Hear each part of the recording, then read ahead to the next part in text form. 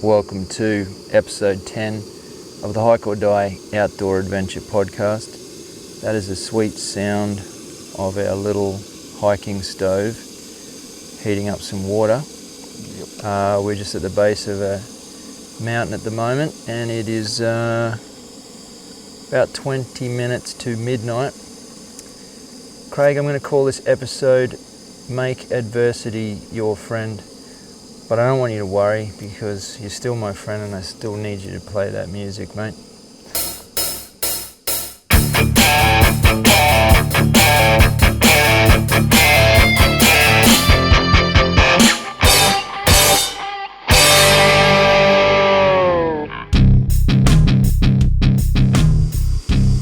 G'day guys, how you doing?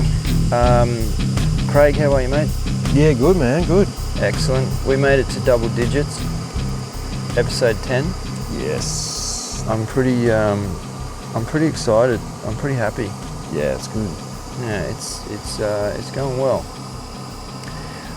Mate, I'll just knock off the sponsors real quick. There's a little bit of news here and there, but I'll go through that. Actually, there's something here that you don't even know. So, listen up, Craig. Don't you go tending to your pot there and not listening to this important information from our sponsors. Okay.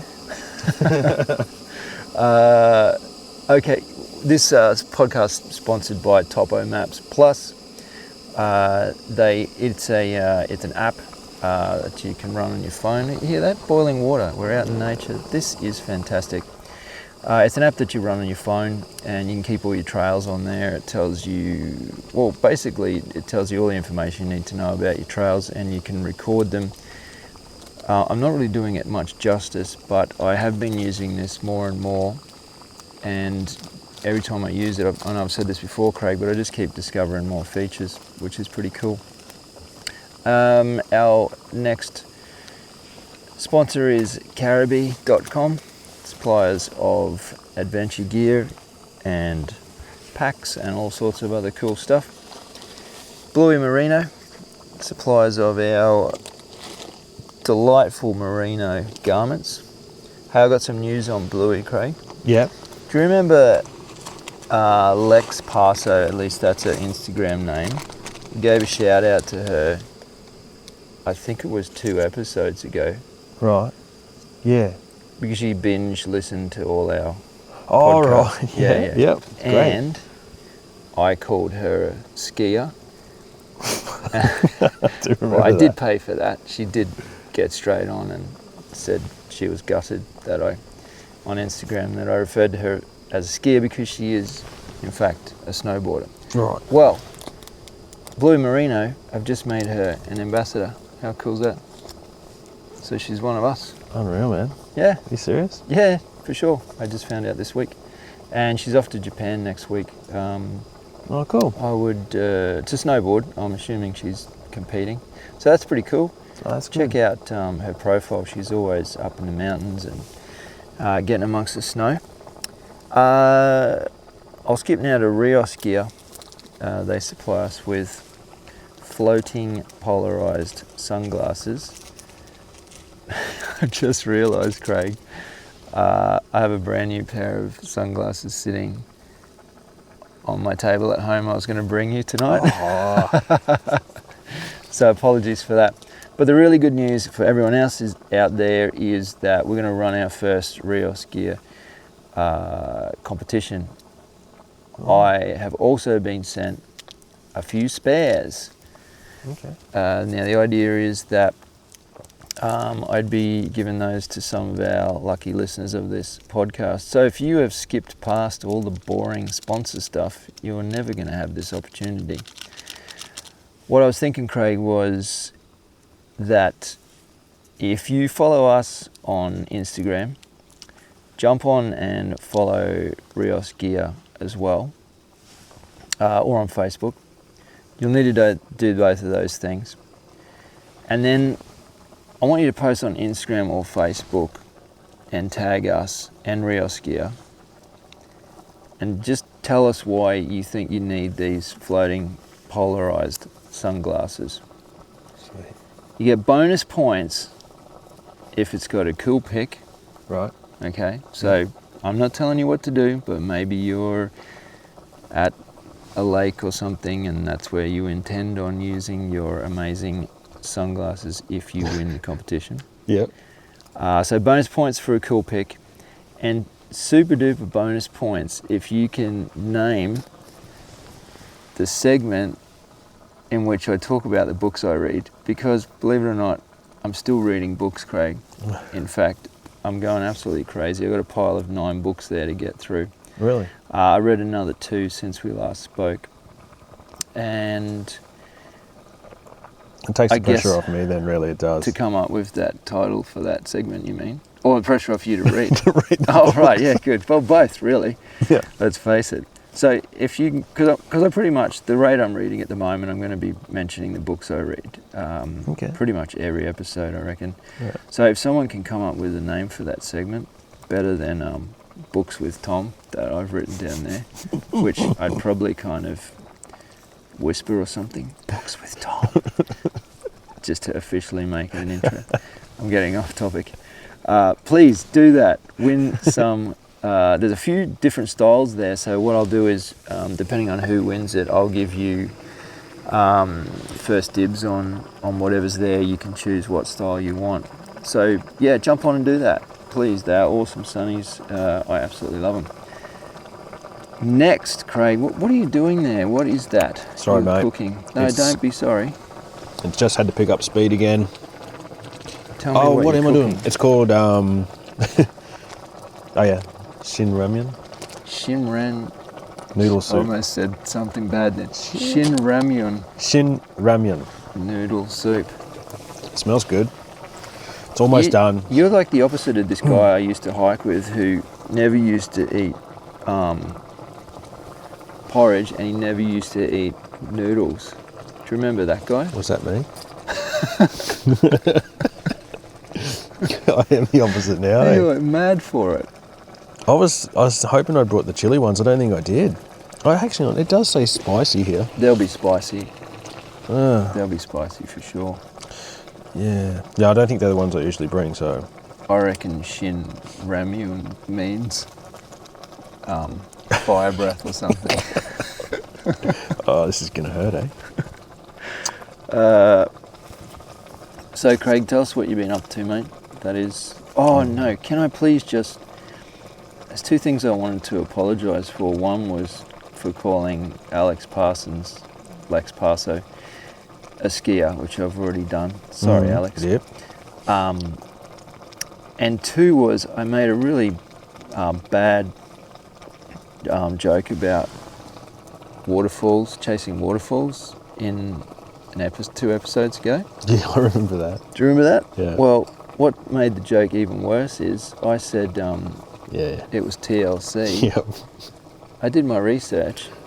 No, you said And it's you said it was Destiny's no, I said it's Child. Destiny's Child. It's actually TLC. Yeah. So for all those Destiny's Child or TLC fans out there that I offended, I'm really sorry. 'Cause I'm sure that's the caliber of people that listen to this show. You would have offended a lot of people. I think a lot.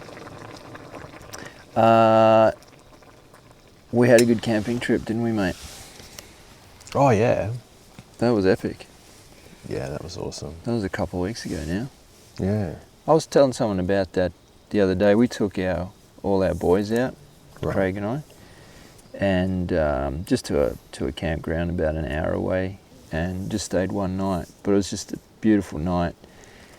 And I was telling someone about when we were sitting around the campfire, and I felt something crawling up my pants. That's right. So I only had a pair of thongs on. Thongs in Australia means sandals, not underwear, just to be clear. I had long pants on and a pair of sandals, and I felt something kind of scratchy going up just past my ankle.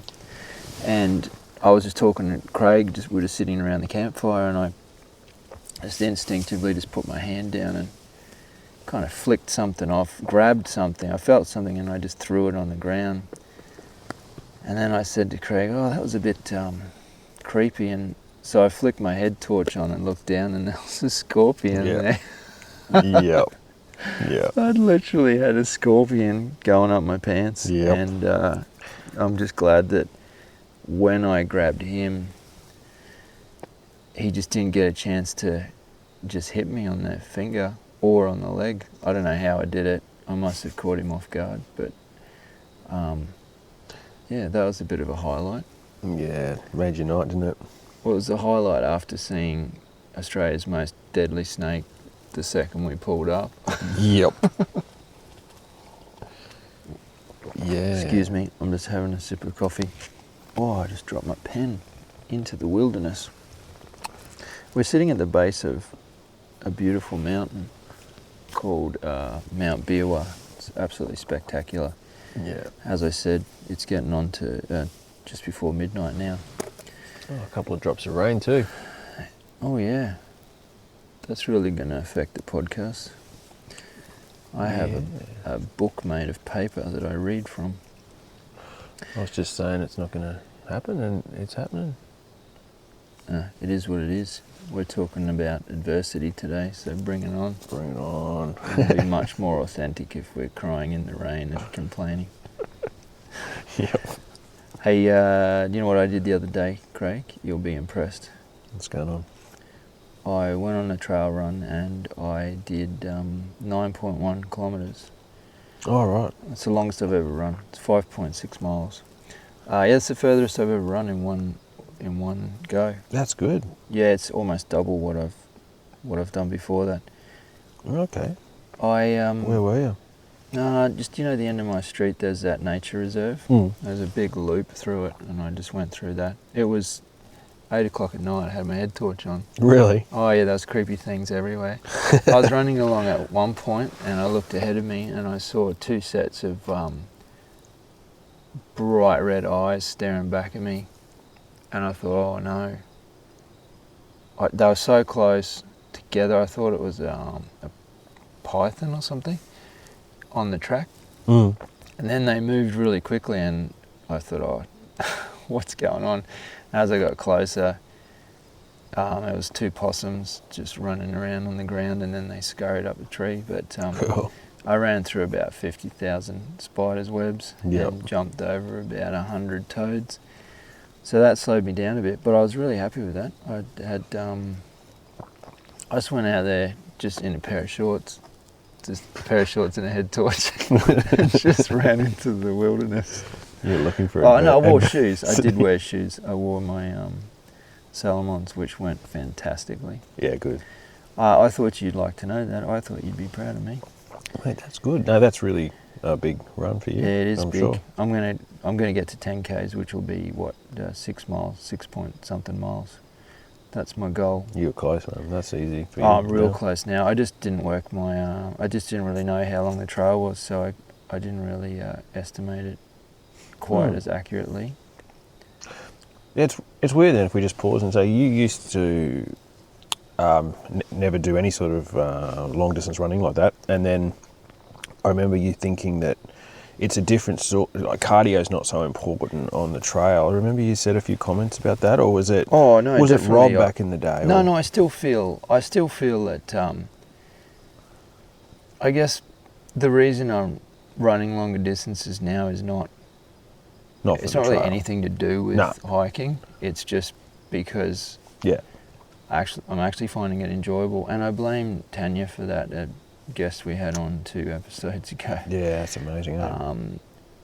I had prior to that I had done 1 trail run that I told you about in that national park, and I don't know. I really just felt like. I was just breathing in so much fresh air. I just had so much more in the tank, and so after talking to her, she kind of got me all excited about it. So I started doing it. I've done another couple of runs since then, and that being my longest. So I'm going to keep it up. But yeah, you're right. I don't really consider that. I consider it a fantastic way to keep fit and make a good foundation for fitness. But it's not the same as punching up a big slope for 45 minutes with a 25 kilo pack, I think. Yeah, I think we used to sort of comment about, treadmilling and then coming out here is like totally different, you know what I mean? Yeah. If you were going to train on piece of equipment for here, it would be something more like those crazy Stairmasters. Have you seen those? I think they're called mountain climbers or something. Have you seen those? They're basically these steps come down towards you on this machine, and you're just constantly walking up these steps. Really? Yeah, it's brutal. Like, and you can use your hands as well if you want. You're basically climbing up a wall that's almost vertical. Really? Yeah. No, the longest I've ever done is 21. Is that right? That's a half marathon. Geez, that's a long way. Yeah. Do you remember what time you did that in? Not fast. I didn't stop. Wasn't fast. It was like 2 hours and 10. What's that? Would it have been, or 2 hours? I can't remember, to be honest. 2 hours would be 6-minute Ks, which is really good over that time. Well, I was doing the 10Ks in well under like 50, but then the second 10. Yeah. Yeah, right. Yeah, that's cool. But that's a few years ago. I've stopped with my ankle. I haven't been able to do that for a while. But yeah, no, it's good to hear, mate. The next thing I wanted to mention was, by the time you guys are hearing this podcast, Craig and I will have actually already attended the premiere of a documentary that I produced and shot about 1.5 years ago. By now you would have seen probably posts on Facebook and Instagram.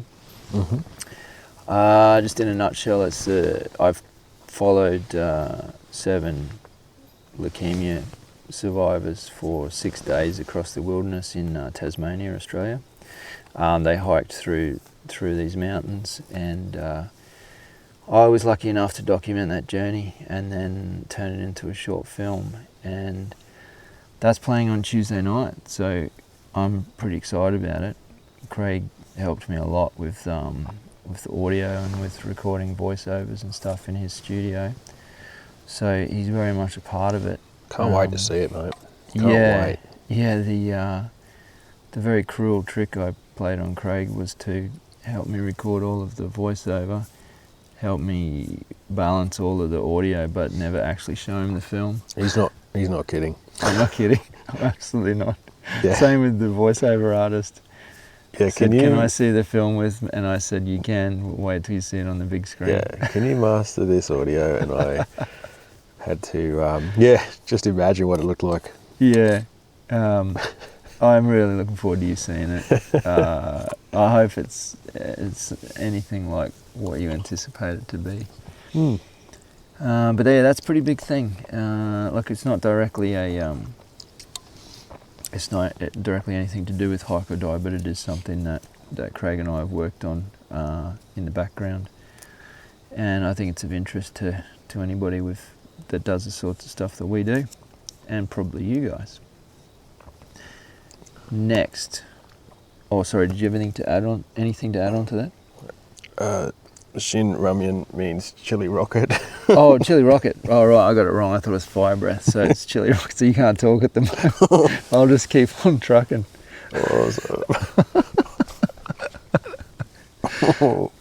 I wondered why you went quiet. You kind of made some grunting noise, and I thought you wanted to say something. No, thanks. Okay, then I'm going to talk about... So, somebody reviewed our podcast. Their Instagram name is Just Up the Trail. I think that's their website name as well. And it's funny, Craig, because look, I'm grateful. I'm super grateful. Thanks very much for doing that review. It was good, thankfully, as in this person enjoyed it. But you know what everyone says? It's just a recurring thing. Everyone talks about that the intro song, and how he's basically said he was mowing the lawn and the intro song came on and he skipped because he thought, I don't want to listen to some crass Australians probably swearing and Yobbos. yeah, just yobbos is a term that maybe people overseas aren't familiar with, but it's kind of the equivalent of a redneck in the States, I guess. It's in that realm. Anyway, I was thinking about it today, leading up to this podcast, and I thought, you and I, Craig, people don't know this, but Craig and I actually wrote that theme tune, so that's actually me, like, playing the drums. So it is Yobbo. And it's actually Craig playing the guitar. We actually wrote that music. And I'm not saying that to defend us, but what I'm saying is, do you remember when I described what I wanted to do? So you said, so what sort of music do you think we should have as the intro? And do you remember what I said to you? Oh, I remember you going like that. Yeah. To sort of point it out, but then what I remember saying was, I want it to be some nasty 80s yeah, rock that's right. Yeah, like a glammy as thing. a joke. It was like a full, yeah, like joke. glam rock sort of. As a joke, I want to do this. And Craig and I wrote it, and we were laughing while we were writing it. We were laughing after we wrote it. We were laughing when we put it on the first video on YouTube, and then when we use it on the podcast. I think I played more lead guitar in that than I've played in any band I've ever been in. We basically, the whole thing was a bit of a tongue-in-cheek gag, but just so many people are saying, ooh, didn't know what to think after I heard that. Wow, people are just... Maybe we should put some lounge music at the start. Thinking that we should just have kind of birds tweeting and the sound of some chimes and then some crystals. Oh, that would be nice. And some rainforest sounds and then some flutes. Yeah, right. That sort of thing. And maybe we'll get more listeners. We'll see. If you got any suggestions on music, give us a yell. But hey, I just want to jump back to Just Up the Trail. Yeah, thanks so much for taking the time to review us.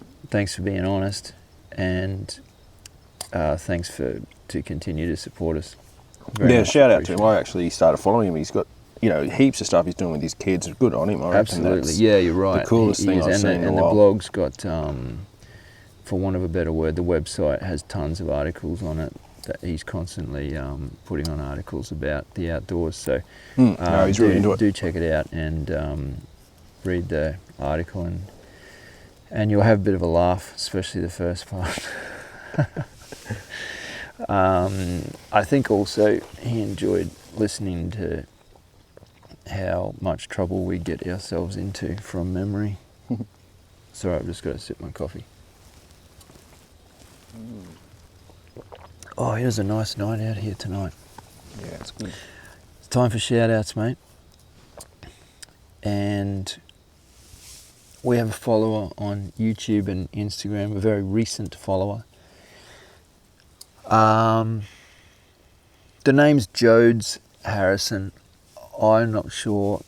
I've said this before. It's so hard to know what people's real names are. Jodz Harrison. And he's dropped us a couple of messages on YouTube, just saying how much he's stumbled across the podcast. He's really enjoying it. So thanks so much, mate, for following us on both of those. We really appreciate it. Cool. The other one, here's a good one, Craig, and it's fitting for this episode. Jimmy Zer sent us a Facebook message, a direct message on Facebook, and I kept it. Let me just grab my phone. How's your noodles going anyway? Really good. Well, I'm happy to hear that, and I know our listeners will be too. Right. Where is his? Oh, here we go. I just found you guys on Spotify, blah, blah, blah. Oh, I instantly became addicted and binged for 3 days. I love how you guys record podcasts when you're out on an adventure and share some footage and pictures of what you see. Then he's gone on to say, I thought you might like to see what I'm looking at while I'm listening to your podcast. Oh, that's cool. So he sent this, I know you can't really see it there, but he sent this photo of this awesome kind of sunset, and there's mountains there, but you can't see it in the screenshot I've got here, Craig. And yeah, I just thought it was funny because he was listening to our podcast of us in the wilderness, sitting, I think it was on his balcony, looking at the wilderness. All right. So, but yeah, awesome. Thanks, Jimmy. Also, it made me laugh. That one was good. Cool. And thanks for your support, matey. Whoa, Craig. This brings us to. Let me check my notes. It's definitely. Oh, this brings us to Books with Tom. See, we can do so much better than that. We could make up a theme song. We could make a theme song. Books with Tom. I think that's it. Oh my goodness, if I could just find the flute sound right now on my phone, I'd play it. Okay, dude, listen to this. I read my first ever David Attenborough Oh, really? book. Yeah, it was called Adventures of a Young Naturalist. He is, I just didn't know anything about David Attenborough. Well, I'd like to read that one. Oh, mate, you can borrow it. No dramas at all. You might get me reading, that'd be good. It's, I guess I realised how much I didn't know. I didn't know how he got into what he did. He was a sound recorder, right? Well, yes and no. Absolutely he did that, but without bastardising the truth or anything, I'll just kind of give you a quick synopsis. He basically, there was a show, and before you could record TV, all TV shows were live. So there was a show at the London Zoo where every week it would come on, and this guy would bring on all these animals, and he'd talk about the animals, and sometimes they'd escape and it'd be crazy, or they'd bite him. It was pretty kind of kooky show. And David Attenborough worked at the zoo, so he would help in the background of the show, get the next animals ready and all this sort of stuff. Now, this guy fell ill, and the operator of the zoo said, well, I'm not paying for some real talent. David, you know all about the animals. Get up and start talking about them. And so he basically just shoved David Attenborough in front of the camera to do this show. Cool. Then the other guy recovered and came back on and continued the show. They then went to South America, I believe was the first place they went. And they go on these expeditions all around the world to collect animals to take them back to the London Zoo for two reasons. Because it sounds bad, and I think to a certain extent back in those days it kind of was, but yes, to show people what amazing animals live on the planet, but also they had this theory that they could kind of build an ark of sorts, so they could have breeding pairs of everything in London, just to kind of try and preserve nature a little. Mm-hmm. But they went to South America, and then this guy fell ill again, and they had to record, they were recording documentaries by this stage, and so he'd have to jump in front of the camera. Then this guy flew back to the UK, and he died. He passed away from whatever the sickness was, and that was it. They basically just said, well, David, you've just got to keep running the show. Oh, so right. he just went from a helper, and as you say, a sound recordist, to all of a sudden he's a photographer, he's recording the sound, and he's presenting. And the magnitude of the absolute crazy places they went, the things that they did, the animals that they were chasing, the interactions with the Indians in the Amazon forest, like all of these crazy tribes they were meeting, the way they would travel up and down rivers in canoes. It's just an incredible book.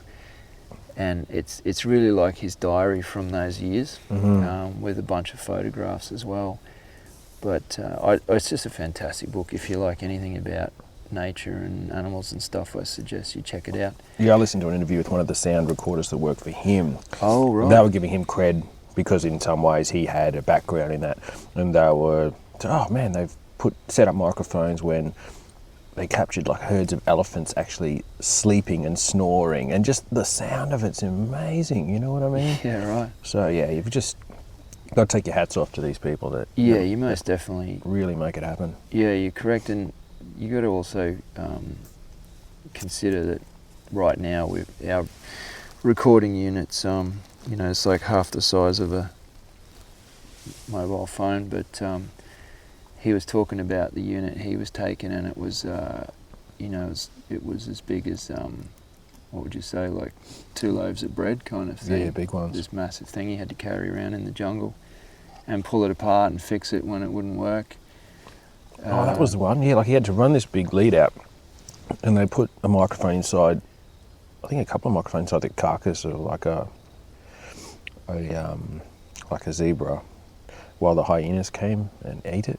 Oh wow! And just amazing sounds, and just to get that right, I guess would be pretty tricky, and to also watch your back the whole time. Yeah, they certainly had a lot of. Pretty dangerous. A lot of instances. They were chasing Komodo dragons as well, and just all sorts of things. He's a really funny guy too.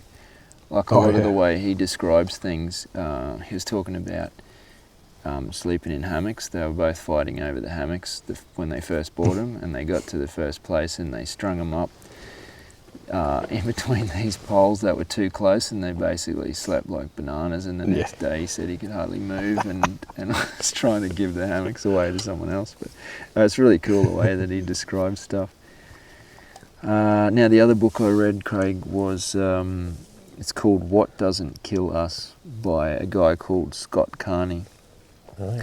This dovetails perfectly into this episode. Sounds like it, yeah. Because he is a guy, he's basically a reporter who's made most of his career on finding gurus around the world that are claiming to heal people in various different ways. And he'll travel across the world. He'll get sponsored by the magazine or whatever paper he's writing for. He used to write a lot of articles for, I think, Playboy. Was Playboy or Penthouse magazine? One of those anyway. And so he'd go around the world, interview these people, and he'd basically just discover that they're a sham and just come back and just pretty much destroy them in his articles. But he'd have cool photos, obviously, and a good story to tell anyway. So we heard about this guy called Wim Hof, who I think I might have mentioned to you before.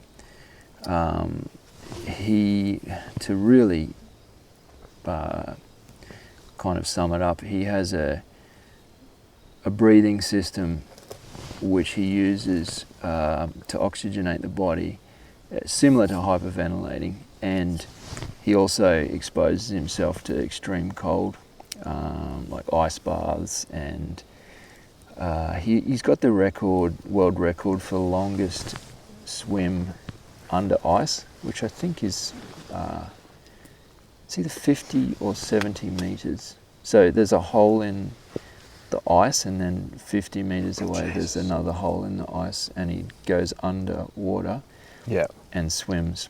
That's insane. It is insane. And the first time he did it on the practice run, he the corneas of his eyes froze because and then he couldn't see where the hole was. No. And a diver jumped in and grabbed him just in time and dragged him out. But then he did the second run. I think he either kept his eyes closed or he had goggles, I can't remember, but he's an absolute freak, and he's also holds the world record for he can stay submerged in an ice bath for over 2 hours or something. Is that guy you tell me about, and then you kind of you were saying how it was while you were taking cold showers and stuff. That's exactly why I was doing it. When I was training To go to for the Tassie. documentary that Yeah. we just discussed, I knew that I'd have to be, it was a real run and gun style shoot where I'd have to hike ahead of the crew, sat up, take a shot, let him go past, take a shot, pack up my gear, run past him. I knew there was a chance of really bad weather. I knew there was a chance of snow, rain and everything in between. And I thought, the last thing I want is to be standing there shivering or being affected by the cold. Yeah. When I say affected, I mean not functioning mentally. So it's hard enough to use camera gear and move at that pace and hike at the same time. You add that extra element of getting blasted in the face by cold wind or rain or something like that, and it's obviously going to affect how you function and concentrate on the task at hand. Mm-hmm. So you're absolutely correct. This is a guy that I kind of got into, but this is the first time I actually read a book about him. And so this Scott Carney guy, hears about him, travels over to Poland where he's got this school set up, and he takes people in and basically trains them in their system. And he said to Scott, look, I don't mind. I know all about you. I know what you do. I don't mind as long as you give it a good shot and you actually do what I ask and try, then you can say whatever you want about me. And within 8 days, he absolutely hated the cold. And within 8 days, he was, walking around in board shorts in the snow in Poland and sitting in ice baths for 7 minutes and stuff. Just ridiculous, like the tolerance level. They ended up climbing, it's a little bit of a spoiler really, but it's not so much because he mentions it literally in the first couple of pages of the book, that they climb Mount Kilimanjaro in board shorts and t-shirts and boots. Now, that's not the craziest part. The craziest part is when you're attempting a summit of that, what you'll normally do is you'll have multiple camps along the way in which you'll move up to a higher elevation. You'll acclimatise for a couple of days. Sometimes you actually go back down and then go back up again and then go to the next one and then come down and then rest. And you might take a week to get to a peak like that. Well, they did it non-stop without acclimatising, in the theory that with this breathing technique, you would oxygenate the body so much on the journey that you'd not only keep your furnace going, but you wouldn't need to acclimatise. And people were just freaking out, saying they were going to die, but they made it, right, to their credit. And it's just a spectacular story, really good book. Cool. And what I also like about it, because you can sit there right now, listen to this podcast and think, oh, it just sounds like all freaky stuff. But they've actually, scientists have now actually studied his body. And the first thing they thought was he was an anomaly, because they were putting electrodes, or I guess, for want of a better word, on his skin, and he was in the ice bath, and his skin in core temperature was not decreasing, whereas a normal person, as soon as they jump in the ice bath, their actual physical skin, the temperature goes down. So they actually said to him, mate, you're an anomaly. So yes, you can do it, but you're an anomaly. And he said, okay, so if I'm an anomaly, it means that I can't train other people to do it. And they said, exactly.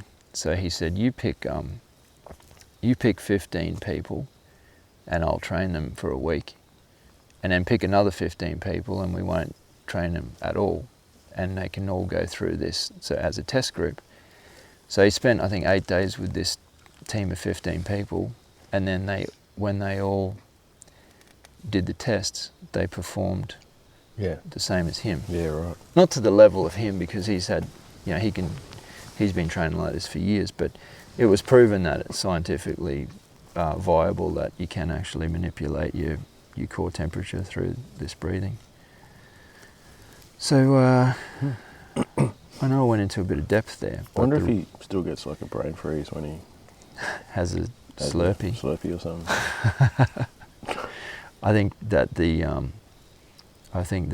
Slurpee just melts.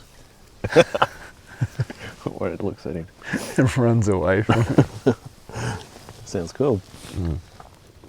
Look, I know I went into a bit of depth there, but one, the book's awesome, and two, it just fits perfectly into this episode where we're going to be talking a lot about adversity. Yeah. If you are new, or if you are not new to this podcast, and you want to look up any of the things I'm just rattling off here, anything about our sponsors or the books I talk about or the shout outs I'm giving, jump onto HikeordieTV.com, go to the podcast page, find the episode that you want to find out more information about, and I'll pretty much usually always have all of the... that didn't sound very convincing, did it? Mate, I will look. sometimes, maybe sometimes, once in a blue moon, Well, look, have as much info on there as I can. I'll just take a moment to shout out to you about it, Tom, mate. Those notes are awesome. Oh, buddy. thanks, matey. They're really Yeah. good. I took a moment to have a look the other day, and I can't believe how much detail you put into it. Well done. Yeah, no, thanks, man. I appreciate that. I just know what it's like when you're listening to or you're watching TV, or listening to a podcast, and someone talks about a book, and then you think, well, I'm never going to remember that, and you got to scroll back through the podcast or something. So yeah, that's what it's for. It's a resource for you guys. Heaps of info there for sure. It's cool. Cool, thanks, mate. You've heard it from Craig. Check it out for yourself. Yeah. Craig's stamp of approval. That's good. All right, Craig. I want to start by saying that I looked up the definition of adversity, Oh, yeah. and it quite simply said a difficult or unpleasant situation. Right. It had synonyms like misfortune, ill luck, bad luck, trouble, difficulty, and that's where I kind of thought, well, some of those things are similar but not the same. When they had things like hardship and distress and suffering, then I kind of thought, yeah, that's when I think of adversity, I kind of think of that. But I think it's important to define what adversity is, because in my opinion, adversity is in the eye of the beholder. One person's adversity is so far different from the next person's that it's really hard to quantify what's going to make one person perform better and what's going to make the next person perform better. Yeah. Is it good to have adversity in your life? Well, yes, because we can't avoid it. It's in our daily life. It's in our life every single day in really small increments. But I guess what we're trying to do in this conversation is relate it back to our outdoor experiences and our trail experiences and stuff like that. And yeah, I guess put it in that sort of perspective. So with the first thing I was thinking about the other day, and I thought, I was obviously still thinking about this Wim Hof cold thing, and I remembered that, so I started doing that again just recently, about nearly 2 months ago. When was Melbourne Cup? November 2nd. Was it? Well, Okay, so it's a month, November just 2nd. over a month. So about 5 weeks ago, I have only had 2 hot showers in the last 5 weeks. really? Yeah, and at the end of both of those showers, I flicked it to cold anyway for a couple of minutes. Mate, when you started doing that first time, I thought you were crazy, and now I still kind of do. It's yeah, I can understand why people think that. I talk to people at work about it, and they just think, they just kind of nod and smile and then slowly back away. But I'd encourage anybody to give it a shot. It is uncomfortable and painful. But So why do you do it? And that's what this podcast's about, right? That's exactly right. And so tell us a bit more about it then. Like, why have you been doing that? This is just one little example. We'll get into a lot more. The way I see it is, think about when a chef. Okay, sorry. Think about when you're cooking at home, and you accidentally touch the edge of your hand on a hot pan or something, right? Mm. And you flick your hand back and you say a few words I'm not going to say on this podcast, and you stick it on the tap or whatever, and it's a real kind of, like, it shocks you. Think about a chef who's cooked for 7 years, 6 nights a week. And I only know this because I used to work in that industry. You have a look up their forearm, and they've just got burns all up their forearms. When they get burned, just pull away for a split second, continue working. So what's the difference between me and them? The difference is almost like an acclimatization to it, yeah. And repetitive response. And knowing that my body's telling me that I am in pain, but I know that I'm not going to die, so I'm able to continue working and just kind of turn down that pain enough to just get on with the job. You know what I mean? Yeah. Well, that's kind of the best analogy I could think of. But so why do you choose to do that with the showers though? Okay. Like why do you choose to burn yourself? You wouldn't. No. Well, the thing is, just to be clear, you can actually do heat training, but it's a lot more risky because it's a lot more risky. So if you were putting yourself in really, really hot baths, it's a lot more risky because you can overheat your body to a point where you could get brain damage or whatever. Exposing yourself to cold in a controlled environment, you can very quickly warm yourself up and you're safe. So you can get benefits from heat exposure, but I guess his theory is it's just a lot easier for someone to turn off the hot tap and get that shock and really kind of... Now, I jumped in the shower this morning and even 5 weeks ago I would jump in to the shower and it was on cold and I would stand there for nearly a minute trying to, you see people when they go bungee jumping and they can't jump off. Well, that's me trying to get in the water. Right. And then I'd just force myself to stand under it and I'd make all sorts of noises and screaming and stuff. And this morning I just turned it on and I just walked straight into it. Just walk straight in, shut the door, and I'm in the shower. And I still get that really cool kind of like that kind of couple of deep breaths, which is part of the reason you do it, is to like get that jolt. Why am I doing it now when I don't particularly have any event that I'm training for? Yeah. For want of a better explanation, I think that that punishing yourself in that way is almost like setting the rest of the day up. You've just mentally beaten something that is uncomfortable the first thing you did that day. Right. The rest of the day is a bit of a breeze, really. So I would fully understand that. So it gives you a sort of a confidence, a sort of an achievement in yourself, builds a bit of a mental muscle that, you've done that. You've made that step in the morning, and it's just a cornerstone sort of for your attitude for the day. So if you can build on that, it makes you feel good. Is that right?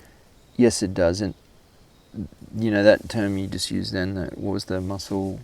Oh, it's like, mental muscle. Mental muscle, yeah, it's 100% that. Like, I'm definitely stronger now than I was at that particular thing 5 weeks ago, but I'm back kind of where I'm actually probably in a better position than I was even when I was training up for the Tasmania hike. Yeah, right.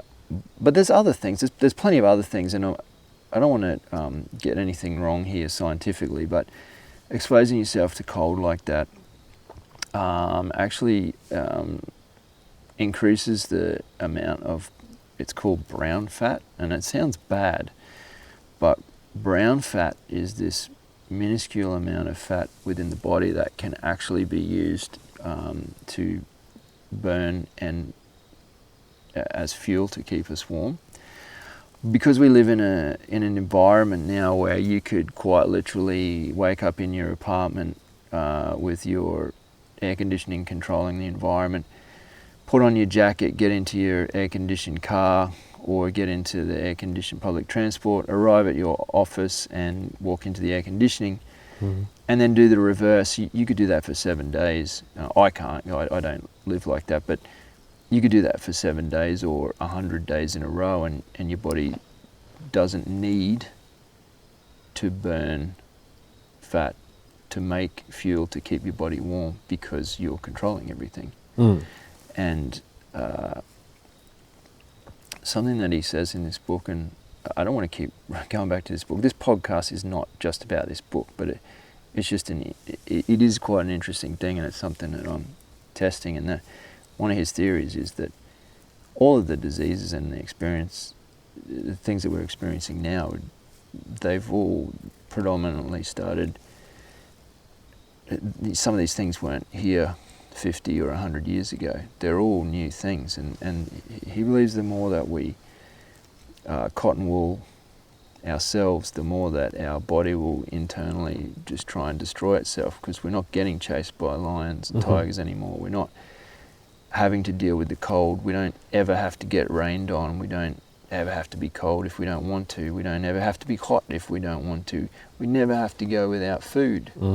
All of these things are adversity, and all of these things make the human body the exceptional machine that it is. Makes it work.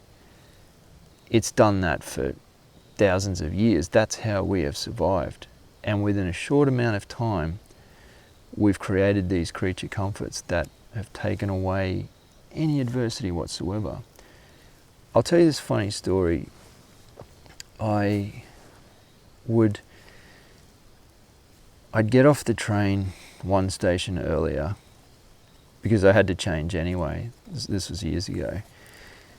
I had to change stations anyway, and it was actually worked out quicker if I just got off, didn't wait for the connecting train, and just walked past the next station to work. It was a good sort of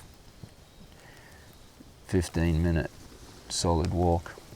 And I used to do it rain, hail or shine. Like, it would be pouring down and I'd take a hiking jacket and wear a pair of boots and shorts, and then when I'd get to work I'd have a dry bag in my backpack and I'd change into my work clothes. And I would just do that, and I would deliberately do it because I wanted to be in discomfort, so that when we hit the trail and rain comes, I don't freak out and don't enjoy the hike. Like, I don't want the first time I get rained on to be when I'm hiking. I don't want the first time I get really hot to be when I'm hiking. You know what I mean? Like, oh, for sure. I want to experience these things prior to getting out in the wilderness, and then not having that shock of, oh, I'm gonna die, oh, it's raining, we're all gonna die, and I'm a little bit cold, and look, I've got goosebumps, I think I'm dying. Yeah. But the funny part, that's not the funny part of the story. This one guy used to get to work early, like I did, and I walked in one day and I was just putting my stuff down, and he just said to me, "You like making life difficult for yourself, don't you?" And I just kind of was speechless, and I felt like I'd been caught out. Like I kind of thought, "Oh no, he's worked me out." And he just said, "You like making things hard, don't you?" And I said, "Oh, I kind of do." And he goes, "Yeah, I've watched you for a long time. It's pouring with rain. Other people jump on the bus or catch a cab or whatever, and he said, you just walk in, soaking wet in your jacket." Yeah. And he just, Yeah. in a way, he just kind of tipped his hat to me and said, credit to you. He said, I can't do it. I'm not going to do it, but he said, I see what you're doing, and it's pretty cool. Yeah, no, there's something to be said about that for sure, man. Just setting those, flipping it so that these things that challenge us or that put us in a bad spot, we use them over and over. We exercise them and we build some strength around them. That's a amazing thing to develop. And It's it was obviously I know. I've talked to my father about this a lot. I started martial arts when I was 9.5, as you know, and it is basically, if anyone's trained in any kind of martial arts, and I'd even include something that's not technically a martial art like boxing or whatever, but definitely the structure of martial arts lends itself to you being very uncomfortable and awkward for a long period of time. Where it gets the name martial is from that almost military discipline, and you have to really, it doesn't matter what your opinion is of military or war or whatever,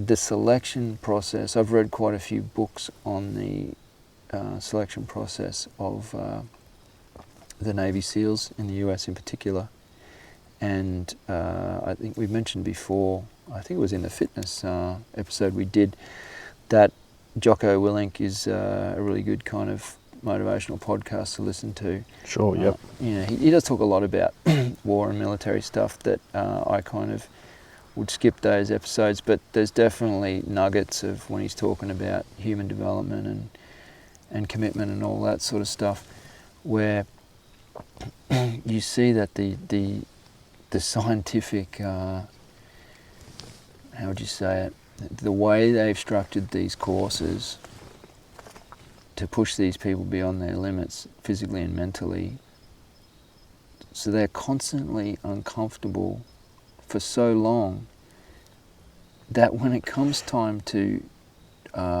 actually go into battle, nothing's as worse as their training. Nothing is as bad as the training, except that live rounds are coming their way, right, obviously. But all the other stuff, like if it starts raining and it's cold, they don't even think about that. Yeah. Their mind is on the job. Yep. And that's exactly the thought process that went through my head when I was filming that documentary. My job is to run that camera and get the shots. So I need to prepare my body. And there's a photo of me, this awesome photo somebody took on their phone. I'm standing there in a short sleeve merino top, so the blue merino top I got. Yep. Just a short sleeve merino top, no jacket, and it's snowing, and I've got my camera and I'm filming. Yeah, cool. And I remember that exact moment, and I remember thinking, whoa, it's nice and fresh, but I was not in any way kind of encumbered by the cold, if that's the right term. Sure. See, I think there's something to be said about the way that the military kind of preps its people. Uncomfortable for so long that it becomes comfortable. That's one of, I think, Joe Rogan's is I think it's one of Joe Rogan's kind of catchphrases is be comfortable being uncomfortable. Righto. I think it might be a bit more eloquent than that, but get comfortable at being uncomfortable, and it's exactly the opposite of what we're taught. It's exactly the opposite of what we do in every situation in life. It's the take the stairs or the escalator theory, right? Mm-hmm. There's two types of people. Have you been to a place? I catch the train. I commute to work by a train, and so it just blows me away. There's an escalator there, and people are lining up. Yeah, I know. I see it all the time. To do one flight of stairs, and the stairs are 50% empty, and they're lining up and getting flustered to stand on this machine that takes them up one flight of stairs. Yep. And when you sit back for 1 minute and look at that, it's exactly what we're talking about. Yep, that's it is. I don't want to be uncomfortable. It's hard work walking upstairs. I will stand on this machine and I'll be escorted up there. Yep. Otherwise, halfway up those stairs, I may feel uncomfortable in some way. I may feel uncomfortable. I may have to take a couple of deep breaths to get up the last little bit. It's disgraceful. It's absolutely hideous. It makes me. Yeah. This makes me sick. Have you ever seen? This is going to be one of the weirdest references I give on a podcast ever. Yeah. Have you ever seen the animated movie WALL-E about the little robot that's left on planet Earth? Everybody leaves planet Earth because we've destroyed it. Oh no. And this little robot goes around cleaning up because that's what he's programmed to do. So he just keeps cleaning up. Anyway, long story short, he ends up on the mothership, which is where the humans have been living for generations and generations because the Earth's destroyed. And people are in these floating chairs, and they're so fat that we can't walk anymore, and they just constantly consume. Yeah. And then they have these screens in front of them where they just chat to everyone kind of via these chat rooms. Even if they're sitting right next to somebody, they're just talking through these screens. Yeah, right. And all the food is free and the climate's always perfect. Everything's controlled. And when I see that scene at the train station, it just makes me think of that, and I think, have we come that far that you don't want to walk up some stairs? Just makes me feel a bit weird. So yeah, people call me crazy, but I'm the one that's we're the ones sitting on this at the base of this mountain tonight, right? Getting the odd sprinkle of rain on us, and it's quite fresh at the moment, and we're having a great time. Yeah. Do you imagine how many people right now this goes back to your definition of adversity. Imagine how many people right now that would absolutely freak out and say how they just couldn't comprehend that we would actually walk into the wilderness tonight at just before midnight and sit here. I can see with my head torch Spider's eyes lighting up. Yeah. There was one just, where was he? I've got my beam on my, there was one just down there before. Yeah, we saw a few. Yeah. Yeah, so I can see spiders kind of creeping around and other sorts of bugs. The other part of adversity, another example of it, and I know you've experienced this yourself, again, I think it's highly important, is being alone. Yeah, for sure. I had worked, just like you're working on your threshold with cold, I worked hard on that. I really worked hard on that. You did? I felt there was something to gain from that, and I swear there was. So it really paid off. I spent so many. Well, I did a lot of remote work where I was in places where there was nobody that I knew, but I wasn't necessarily alone, but I was certainly out of my comfort zone. And then quite a few solo hiking trips where I saw no one, and that was next level. It was so foreign at first, it was really difficult. I remember those. I remember when the first time I was ever alone was when I did that canoe trip. Yeah. And to put it in perspective, I probably travelled about 40 kilometres up this river, and after about a half a day I was out of phone reception, and I did see 2 people canoe past me at the start of the first day. Yeah. And then I didn't see anybody Seeing no for one. 3 days until I got right back to the launch spot. And I remember there's a video of it. I filmed the whole thing at the time. I didn't know why, but I cut a little episode together. And I still look back at that video. It's the end of the second day. Or Yeah. no, maybe it's the end of the first. No, it's the end of the first day, because I went the entire 40 Ks on the first day. I'm really nervous on camera, and I actually kind of talk about it a little bit. And it was this feeling of, it was the feeling of jumping in that cold shower so quickly. There was no acclimatization at all of being alone. It was in the morning. I drove through all this traffic, saw all these people, got my canoe out, waved to a few people, set my canoe up, off I trotted, paddled up the river, went through past a couple of people, a few other boats, and then didn't see anyone for about 6 hours. Mm-hmm. And then by the time I got to my campsite, I hadn't seen anyone at a campsite for 6 hours paddling. Yeah. So it wasn't even like there was someone at the next campsite if anything went wrong. And you can't access it from the other end, and you can't get to it by car. No. And all of those things together just compounded and made me think very quickly, wow, I've really put myself in a situation here that I don't know if I particularly like it. Yeah.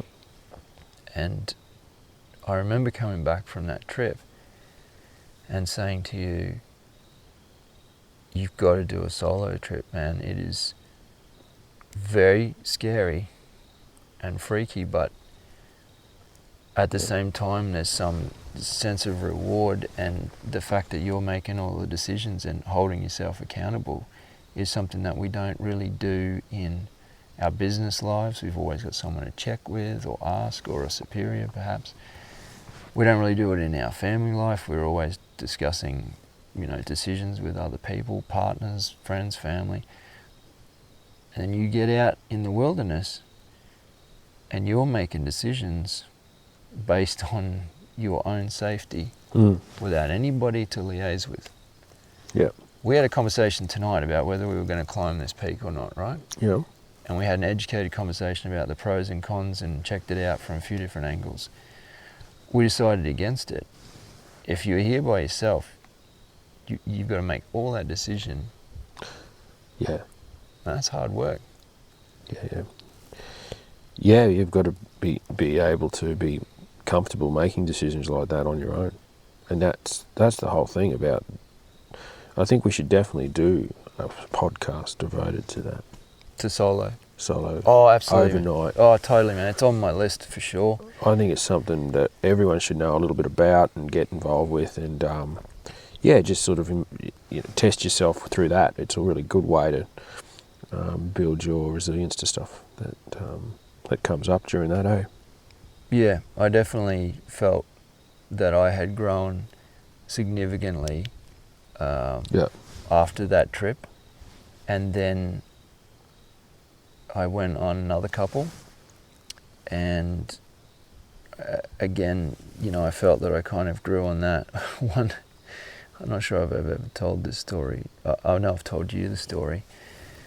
I was out at that Kilcoy property, and so Craig's uncle used to own this big cattle property, and when I arrived that afternoon, the idea was I'd drive down to this campsite you could get to by vehicle, and then I'd just stay that night, and then the next night I'd hike out over the mountains and stay there for the second night. So I was out for 3 days, 2 nights by myself, but one night of that was really remote. And so the first night I got to their place, and yeah, we usually have a cup of tea or whatever and a coffee, and then your uncle said to your auntie, "Oh, see if there's a steak in the fridge that Tom can have." So he comes out with this T-bone, kind of like the size of the one that they throw on top of the Flintstones car. Yeah. And it was literally the size of a plate or a pan. And I said, "Oh wow, this is fantastic. I'm going to cook this on the fire tonight." And so I drive out. It was already kind of late, and then I set myself up, and for the first time ever, I just set up this little tarp. I was kind of testing out different ways of setting up a tarp to sleep under. And I just had my sleeping bag straight under a tarp with the fire in front of me. And then I got the fire going, and I threw on this steak, and within about 3 minutes of that steak hitting the pan and the breeze blowing it up the valley, about a dozen dingoes just started howling. Yeah, I know what you... Jeez. All through the valley, they were staring each other up, and I just got this chill up my spine. And went, oh, great, the one day I'm sleeping on the ground.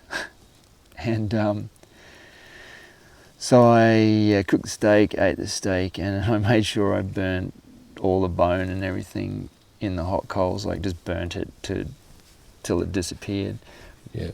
And then I fell asleep that night in front of the fire, and it would have been around about midnight or 1 o'clock in the morning. Yeah. About maybe 30 metres away. All right. This howl, Really? dingo howl, so close. Oh! And I just sat up with a start. I had this chunk of wood next to me because I'd kind of planned on. Yeah, right, jeez. If they came too close, at least I'd have something between me and them. And they'd obviously come in closer throughout that couple of hours of me sleeping, and only one howled and the others didn't do anything, but I jumped straight up and chucked a whole bunch of timber on the fire and got it really stoked up, and kind of walked around a bit and just made sure that they knew I was up, and that I was, you know, two-legged and big and all that sort of stuff, and noisy. So didn't hear another peep from them. But that sort of stuff, I mean, I've got to be thankful that we're not that we're not in the US and that there was a grizzly bear or something, or something that could absolutely tear me to pieces. But at the same time, regardless of it just being a pack of dingoes, it's still, I still feel like that was something that I had to deal with mentally, and had to kind of keep my calm and not freak out and all those sorts of things. I just had to methodically kind of handle that, and I was the only person there to do it. Mm-hmm. The next night was incident free, but the final day when I was coming back, I also heard them bark up on the ridge, kind of parallel to me. Almost got the impression that they were just kind of just flanking me a little bit, or they were just in the same valley the whole time I was moving around. So it was just a little bit unnerving, but at the same time I just had to stay resilient to those kind of creepy thoughts. Yeah, no, there's heaps of stories that come from some scary times or freaky adventures. And I just think that this adversity or those things, they make the best stories as well. They make the best stories and they make the best people. I read. I'm not saying that for my sake. I'm just mean. I read this book called Sheer Will. I'm actually 3/4 of the way through it, which is why I didn't mention it in Tom's books, because I haven't finished reading it. But I'll talk about it next time. But it's by a guy called Michael Groom, and he's actually from Brisbane, Australia. So here's the thing, and again, it's not really a spoiler, but what I didn't realise when I started reading the book was, because you can see it on the cover, there's a picture of him standing on Mount Everest, right? Yeah. And I was flicking through, and there's some photos inside, and I think it even mentioned on the sleeve that he'd got frostbite and had some fingers and basically the front third of his foot amputated on both feet.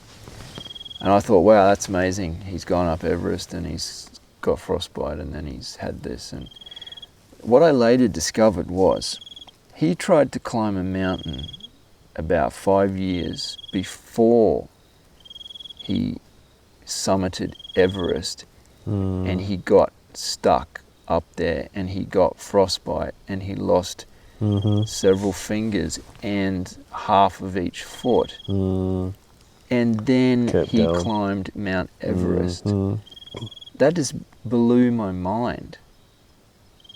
Because instinctually I thought you've got the frostbite from Everest.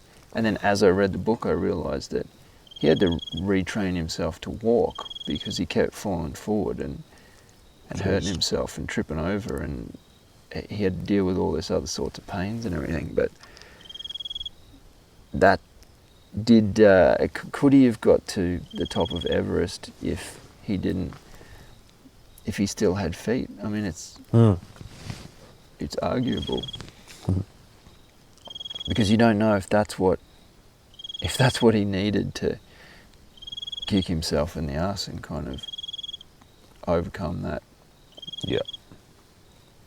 Because there was certainly plenty of times further on in his mountain climbing career where he almost died a couple of times again. Yeah. Oh man, that mountain climbing. I say that sitting at the bottom of a mountain that we didn't climb, but geez, it freaks me out, those guys that do it in the ice and the snow. This guy, what makes this Michael Groom so amazing is he climbs without oxygen as well. So I don't know if you know anything about Everest, but 99% of people climb with oxygen, because it does two things. It obviously gives you the oxygen that you need for your body to perform and your muscles to work, but it also increases and improves your blood flow, circulation, which means you're less susceptible to frostbite. Yeah. Which is why he lost, well, not just why, because plenty of people with oxygen still get frostbite, but it certainly didn't help that he wasn't taking oxygen. But he did it, man. He got to the top of Everest without a single bottle of oxygen, which is quite incredible. Yeah, it makes for some awesome achievements. I just feel like his everyday life, things that we complain about, it'd just be nothing. No, that's right. That's right. It'd be nothing. Absolutely nothing. Wouldn't care. Nothing would be a problem. Oh, my car won't start. Oh, the battery's flat. Oh, this is the worst day of my life. He'd just laugh and go, no, the worst day of my life was when I got my feet chopped off. Yeah. Because I had frostbite. Let's suck it up. Get a new battery. Catch the train. Yep. Walk to work. Yep. Stop complaining. I just feel like it goes back to what I was saying earlier. Once you've, in a sense, got yourself comfortable with the uncomfortable, then your tolerance level's gone up a little notch, and it might only be a tiny bit at a time. Mm-hmm. If you want to stay on the topic of climbing, I had I'd probably most definitely say I had a fear of heights, and there's a particular little mountain that you and I have been up called the Pyramids at Girraween. Yep, Yep. sure. And it's nothing special to a climber. They just laugh at me for saying this, but I remember thinking, oh, I'll never go up that. And I went up another mountain there called Castle Rock, but I wouldn't go out to the front face of it too far, and I didn't do the summit, which meant you had to do about a 20-meter walk along this kind of flat section, which had nothing to save you if you tripped over. And I just wouldn't do it. I just thought, no, it's not worth risking it.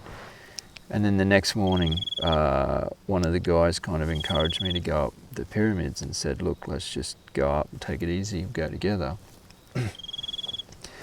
And I got up there and just, it was a little bit hard mentally, but when I got up there, I just realized how I just chipped away.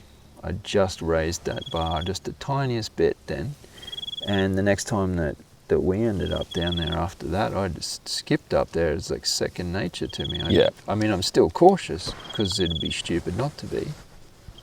But I definitely have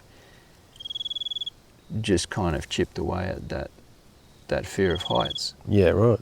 And, this mountain behind us here, if it was daytime and not raining, this would be a solid challenge for our lack of experience. For sure, yeah. You get to the top of this and get back down safely, and you'll say, well, I wasn't very comfortable for 50% of that.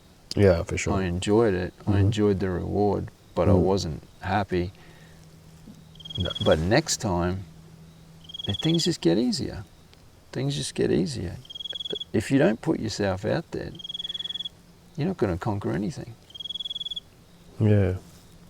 Which is ultimately what we're trying to do out here, correct me if I'm wrong, is just have the best, most authentic experience that we can, and the most immersive experience.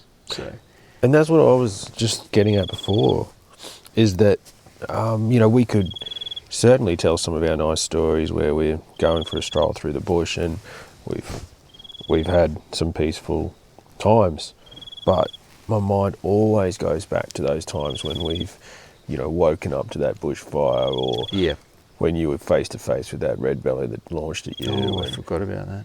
But those things, even though they were, ruthless moments, but they make great stories. They make good stories. They're also character building. We can build off those for ourselves in next time, and further on down the track, things don't freak us out as much. I've grown so much around snakes now. Excuse me. Never thought I'd be moving pythons off the road like I can do now. You know what I mean? Yeah. Oh, yes, that's a really good. Which is probably pretty easy, really. But in the first place, and the funny thing is that this goes back to my point right at the start: is it doesn't matter. It doesn't matter what you think is easy. There's people that would laugh about us being, scared of snakes, concerned about this mountain. Oh, and this mountain too, yeah. There'd be people that would laugh, that would think that you wouldn't just walk straight up to a python and just pick it up and start petting it and take it away. That's fine, but you've obviously had some exposure or some kind of training, right, to get to that. Yeah. You didn't just wake up one day and be comfortable around snakes. Yep.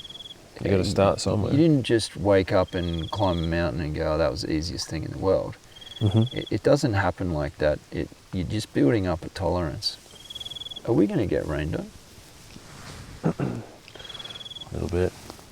Oh, we got a little bit of tree cover above us. There's a lot of cloud up there. Okay. We'll see how we go. We're sitting on a little fly, like a tarp. Nothing too valuable And out. What have I got out? I think my camera's sitting out here.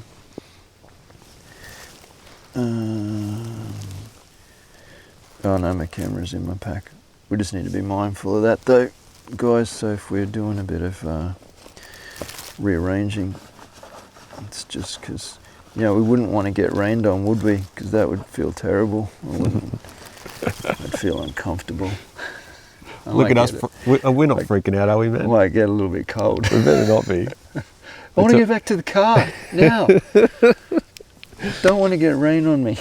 No, we're talking about how cool this could be, man. To be comfortable with this sort of stuff, and I think we've grown a lot on that. And there's this adversity on the trail thing, and you know, we're still working on that, and you know, developing our feelings, our skills, and I think it's good that we're talking about our psychology out here, and our, you know, what makes us come out here and why we engage in outdoor adventures. I think it's great to talk about that. But you know, we've got everyone's got adversity in their life, and so this does lend to everyone to sort of, you know, challenge themselves in their daily life, face their fears, you know, just come to terms with their limitations, and I'm sure everyone's got their story. Right, and I think focusing on something you're not good at and just chipping away at it. Like, don't keep shying away from. It doesn't matter if it's a work thing or whatever. Like, I'm pretty big on picking something at work that I'm not good at and being really conscious of that and trying to work twice as hard to make that weakness almost into a strength. Like, my job, for example, is 100% about organisation, and until, you know, 10 years ago, I was the most unorganised person on the planet, and I knew it. I identified it, and I was terrible, but I realised that if I wanted to get anywhere, and not just in business, but in just anywhere in life, being organised and punctual and functioning like that is, you know, it's hugely helpful for our hiking. Like planning our hikes and getting everything ready and packing and everything. Like, it's helped me immensely to kind of take one skill from one aspect of my life and just slot it into another. Yeah, that's true. We've all been, well, I know I've been guilty of it, but we've all hiked with someone before that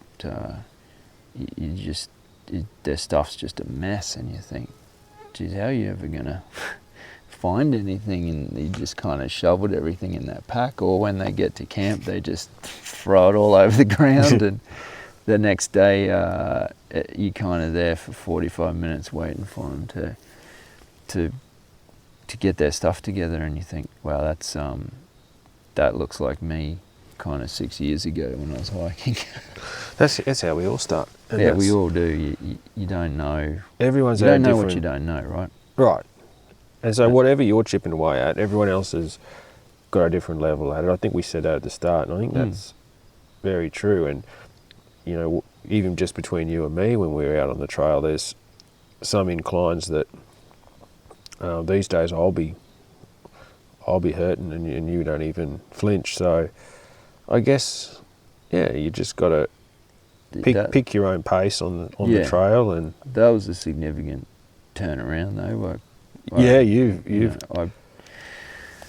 I identified it as a weakness because I used to watch you hiking ahead of me, and I just couldn't move my legs, and I just thought, I didn't know what to think. That's when I was running long distances. Is it? Yeah. Yeah, right. Back then. So now these days I haven't been able to, and I just remember that definitive. We did that training hike leading up to my Tassie trip, my first Tassie trip. We did that Cobble Creek. I remember how much fitter you were then. And that was when I was doing this kind of boot camp thing, two days a week, 2 lunch hours a week, plus a bunch of other stuff. And that's kind of what I'm continuing to do now, is that high intensity interval training, and I'm doing a lot of leg stuff. But I'm just kind of adding the running for fun now. But yeah, I remember that was a definitive point for me to be on that hike and think, oh wow, for once I'm actually at Craig's level, and to feel like, again, it comes back to the enjoyment now, the enjoyment that I feel when I'm hiking is extremely heightened because I'm not there nearly throwing up. Yeah. because I've picked that and I've chipped away at it. Yep. And as you said before about walking up the flight of stairs, it was uncomfortable. It was uncomfortable for a long time, and I still can't say whether I enjoy doing like 60 squats or something with I still don't know if I enjoy it. I enjoy the thought of the benefits that I will get from it. I enjoy getting to a point in the workout where I think I'm done, and then I do this trick where I just say, right, you're done. Like in my head, right, okay, you're done. Do 10 more, and I'll force myself to do more before I'll end the session. And I don't think I enjoy it, but I enjoy everything about it. As I said, now when I'm hiking and I'm fitter and stronger, that's fantastic. I don't enjoy not being able to walk for 3 days afterwards either. Yeah, look, I assume most of the people listening to this at this point in this podcast are people who enjoy getting out and hiking and doing all that. And I think they will all get something out of, putting themselves into a bit of, through a bit of pain to get so they can enjoy their outdoor time more because they're comfortable with it. And you can chip away at elements of that and get it right. I still don't understand why you want to get into cold showers. But you know what? I might do it. I'm going to do it for a couple of weeks. Yeah, there's something that I don't think I got to mention, but no, it definitely didn't. You'll feel electric for about an hour afterwards, like actually just tingling your skin, and you just feel really explosive. I feel in a good way. Yeah, I feel powerful when I get out of the shower. Oh, right. I feel powerful. Like I feel like that's when I should go and train, or that's when I should go to run. Yeah, I think it sounds that's like when I go to work. And sounds like it's a mental thing, though. Yeah, no, I think it definitely is. But there's this aspect where that physically the cold skin, like I'll give my kids a hug before I go to work, and they go, "Oh, Dad, you're freezing." Yeah, right. And I don't feel freezing. I don't feel cold. I touch my skin. I go, "Geez, actually, you're right. My skin is physically cold, but I am not cold. I feel amazing." And it's a physiological thing as much as it's a mental thing. Here we are talking about it again, and I'm not quite sure where it fits into things yet. That's why I'm going to do it. So a couple of weeks of doing that, and you don't have any warm showers during that time? The only time I had a warm shower was the 2 times I've had the warm shower was just to wash my hair. Not that I've only washed my hair 2 times in 5 weeks. But the first 2 times I thought, I'll have a hot shower to wash my hair. And then I thought, well, hang on a second. I don't think you actually need hot water to use soap. So I just do it cold now. I just wash my hair in a cold shower. So I don't even bother with that anymore. Well, give it a go. Yeah. And I mean, I came from, when I lived in Japan, hot baths were one of my favourite things. I would have to say they're one of my favourite things. Not for the comfort, almost for that euphoric kind of after feeling. Again, it's the opposite. It's very similar in that, and I guess I touched on this earlier when I said you can do heat training and get similar effects. When I get in a bath, I think the hottest that I've been in was 55 degrees Celsius. I think from memory. It might have been 65. It was hot. It took about 15 minutes to get in. So you'd put your feet in for 30 seconds, and you'd pull them out, and then you'd put them in again, and then you'd get to your knees, and you'd pull it out. And it'd take you 10 to 15 minutes to get in. And then, but for an hour and a half afterwards, you felt so good, amazing. Yeah. And that's kind of what I'm getting out of the cold showers. like saunas and... Yeah, I guess so. Yeah. Okay. There's something that lasts with you, that you take away from it, and you've conquered something that day. You know that, going back to Jocko Willink, so one of the most common questions he gets asked is, because in military we all know the old story where they have to get up in the morning and make their beds, and if they're not perfect they get in so much trouble, and they'll get the bed chucked on the ground and they'll have to do it again. It's all part of discipline and respect and everything, but one of the biggest questions he gets is, what do you still make your bed every morning? And his reply is always, yes, I do. Like, he's retired, he's not in the military, and they kind of laugh, and his response is always the same. He says, it's not about making the bed. If you don't understand that, you're missing the point. It's not about making the bed. It's about the first act of every day being a disciplinary act. Yeah, right. So you get up, you turn around, you make the bed, and then you move on. From there, he goes straight into his home gym and he does a workout. And every morning, if you follow his Instagram, he'll have a photo of his watch, and it says 4 a.m. or something. Right. Every single morning, he posts a photo of his watch. And there's all sweat on the ground, like after his workout and a kettlebell or whatever. But the point is, it's not about making the bed. Do you kind of get what I mean? Yeah, I or do. get what he means? It kind of folds back into your comment before about having that win, conquering the cold shower. Is not just about having a cold shower. It's about another 3 or 4 things, I think. Yeah.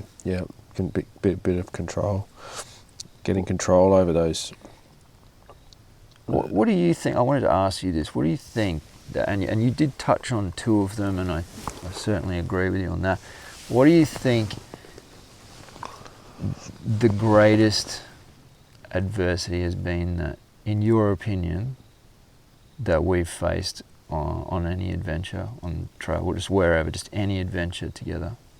Doesn't even have to be together, anything No. on the trail, but normally we do stupid things together, and that's why we have stories. Well, 2 things just came to mind, and one of them was a little thing, but it was a big thing. Remember, we were doing that hike through Lamington early on, I can't remember when, and we had to come up from down the streams, and it was this massive incline. It must have gone for an hour and a half. Do you remember? And we were... Yeah. I think it was from where we looked over and we saw the Coomera Gorge, the Coomera. Yes. And then we hiked up from there.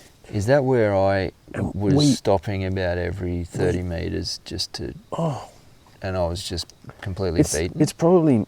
It's still a serious climb, but it's probably nothing for us now to It definitely wouldn't be, as nowhere near as... But I remember that one, and I remember going, we didn't enjoy that because we wanted to get back in time, and I was struggling. I forgot about that. It seemed hard, really hard. And then I remember, like, years later now, and we did that hike through Lamington towards the Stinson wreck.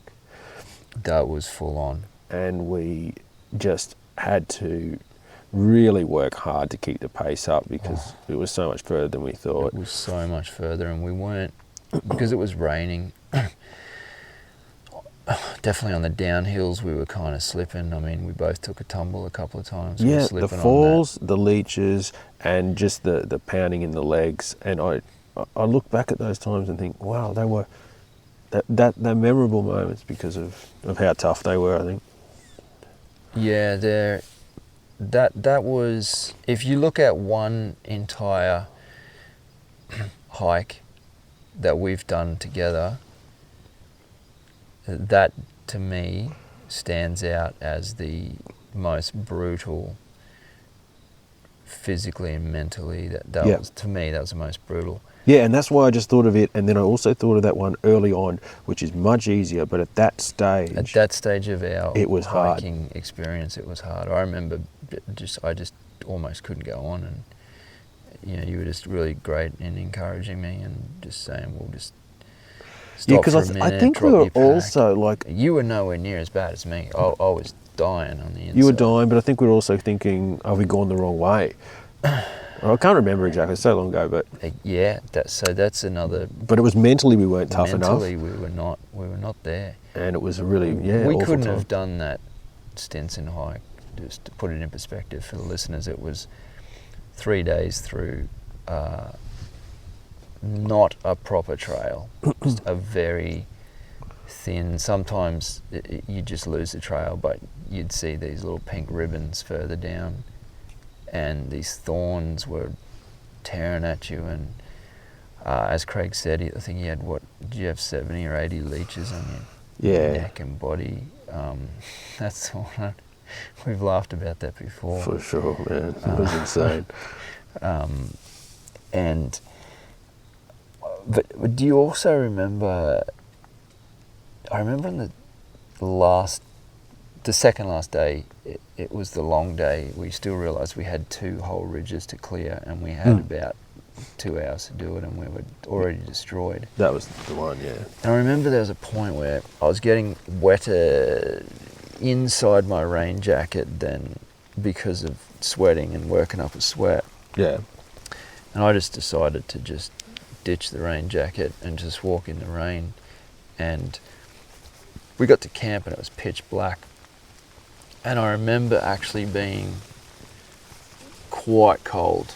I remember being maybe, I'd say the coldest I've ever been on the trail. And I was completely wet, like the entire top was wet. Yeah. And I remember you kind of said, we better get, like, first thing we need to do is get our core temperature back up. And I remember standing there with my gear, and I thought, no, I can beat this. I can beat this if I just concentrate. And I remember just letting myself just continue to get rained on, cue the rain. Perfect. And just putting up with it for another 20 minutes while I put my tarp up. Speaking of which, hey guys, we're just going to pause for a second. We've got to chuck a tarp over us because we would not dare get wet. It's more about all of the recording equipment. I'm going to chuck a tarp up, and we'll be right back. Give us a minute. Okay, we have the tarp over us.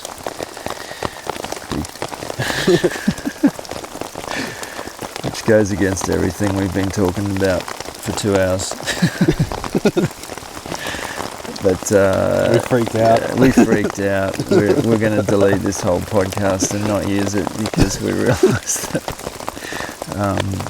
we're not half the men we've been making out we are. No, I'm just checking my gear. It's definitely over everything, isn't it? Yeah. Yeah, one of us forgot a tarp, so we're just both we're both under my tarp at the moment. I thought you were joking, there might rain. We got interrupted talking about rain. Just to quickly cap off that story before, I remember I thought, well, I'm already wet on that hike, and I'll just push on for another 20 minutes and set up my tarp and get my hammock set up underneath, and then I'll get changed into my dry clothes out of my dry bag, and then I'll get straight into bed. And again, it was just letting myself be cold for another 20-30 minutes. So I guess it sounds funny, but I wanted to be the one that decided when I was ready to stop being cold, if you know what I mean. Oh, yeah. Just because we arrived at the camp didn't mean that I all of a sudden had to give in. I just wanted to have It's kind of like, say you went and did a 10k run and then had to run another 100 meters. If you just kind of want to know you've got more in the tank. Yeah. If you need it. Yeah. Yeah. Push yourself to that. Yeah. There's a couple of books I read quite some years ago, and they're two different angles on a similar kind of vein. One's called Surviving the Extremes. What happens to the body and mind at the limits of human endurance. It's by a guy called Kenneth Kamler. That book is written by a doctor, and he's an expedition doctor, so he goes on, and that's why it also makes it such a cool book, is he goes on these crazy expeditions, like spends 3 months in the Amazon jungle looking after these biologists and making sure they don't get sick and all this sort of stuff. And he has the most remarkable stories, just incredible stories, and then incredible kind of gory details of terrible things that happened along the way to people he had to tend to. But what makes this book so unbelievably interesting is because it's written by a doctor, he goes ahead and he pulls apart every incident, and from a scientific approach, he then explains what the body is doing during that exact time, and he will talk through events. He'll explain, well, the first thing you're going to feel is shock, and then the next thing that's going to happen is this is going to happen. And he'll talk through these things, and for me, I felt like for anybody that gets outdoors and does stuff, I think it's important to know what your limits are from a physical and mental perspective, but also it's really cool for me to read that book and understand what the actual human body is trying to deal with when you're approaching hypothermia, when you're approaching dehydration, when you're approaching, I can't think of any other examples, but you know what I mean, like all of these significant, when you're approaching frostbite, all these sorts of things. He's explaining what is happening to the human body, which in my opinion gives you knowledge to not only look out for those things, but to kind of know how to push through those things. He'll also take some quite big survival stories, and he'll dissect exactly why that person survived. All right. And 1,000 other people would not have survived that. This guy that was spent, it's been a while since I've read the book, but he spent a couple of days in the desert without any water, and nobody believed him at first, but he ended up in this tiny shack. Heard about that. And he grabbed this bat, and he just kind of bit it and just drank all the blood out of it. It's just all this incredible stuff that he basically says. He explains how that would have assisted this guy, and he also explains that this guy did so much endurance training in the heat that when he got lost in this desert race, his body was acclimatized. His body didn't freak out like a normal person's body would, and for that reason, that guy is still alive. And as I said before, like other people, any other normal person would have died. So he really goes into so much unbelievable detail. It's a fascinating book. I just will read out some of the chapters. So he has a jungle chapter, which he said the most competitive arena on earth. High seas, the moving wilderness.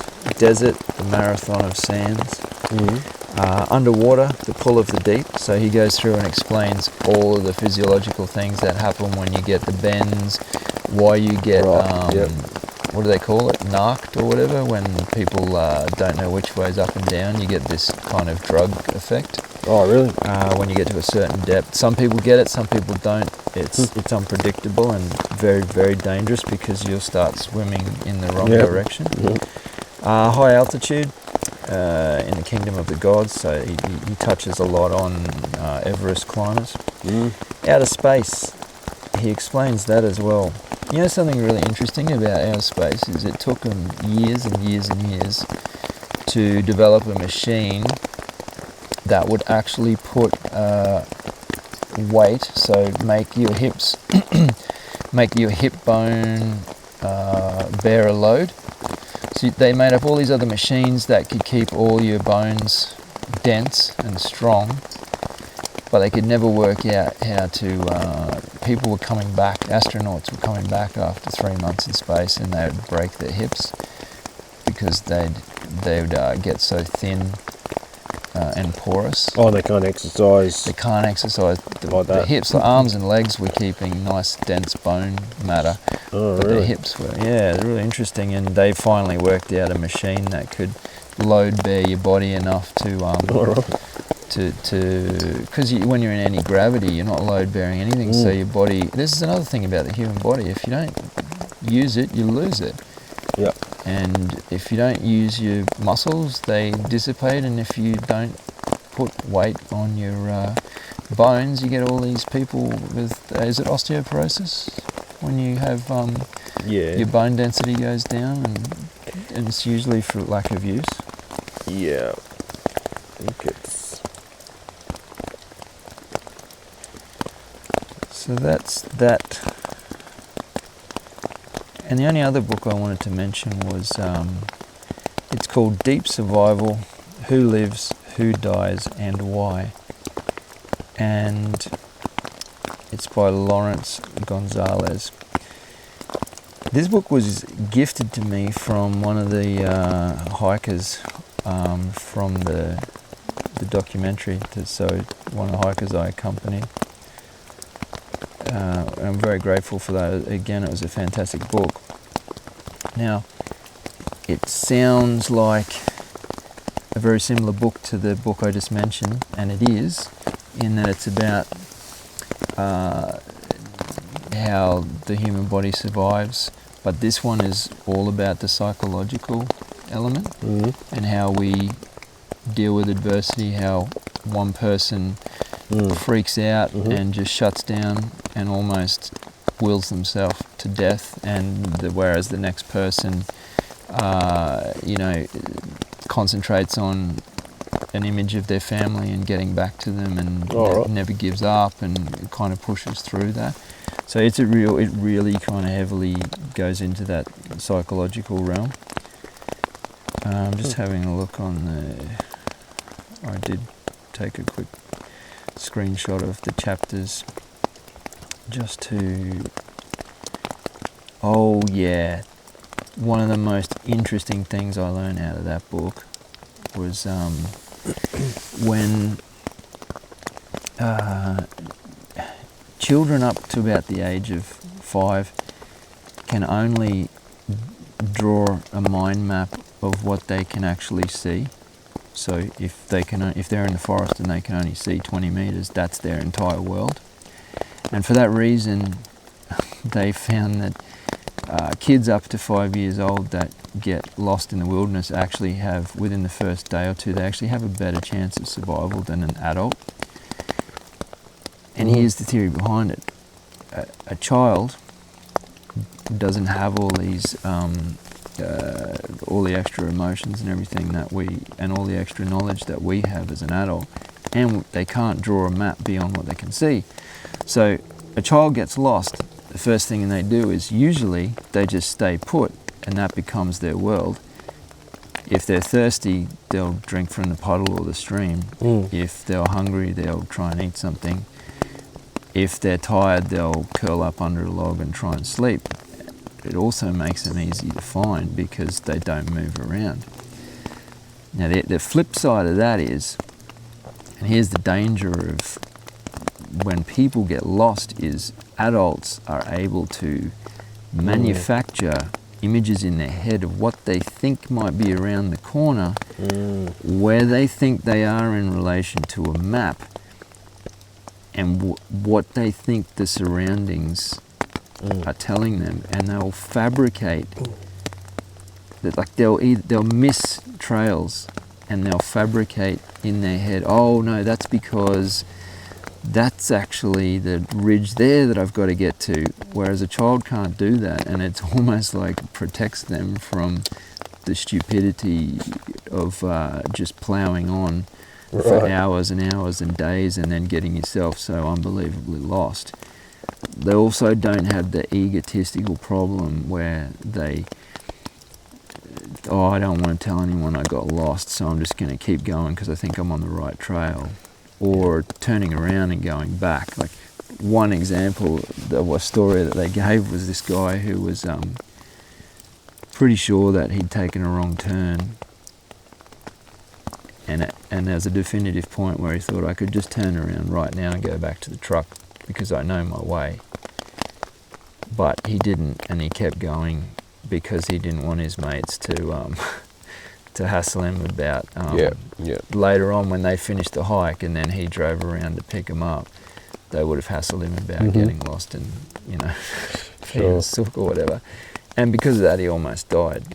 He's lucky he did survive, but he ended up being days and days away from that trail in the middle of nowhere, and which made it extremely difficult for him to get found.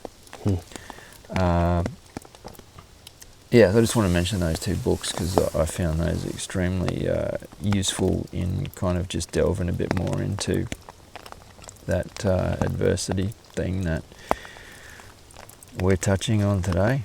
Yeah, nice. Turns into a bit of a book club today. It did, didn't it?